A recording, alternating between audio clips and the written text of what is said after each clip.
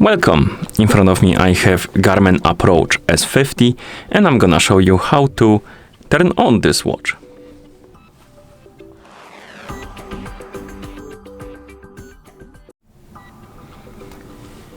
To turn on this watch, we need to press and hold the upper button and we need to keep holding it until you see the Garmin logo on the screen.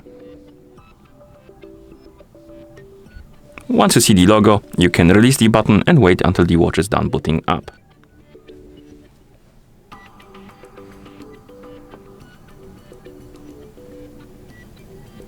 And here you have it. As you can see, we're in the system, and that's how you turn on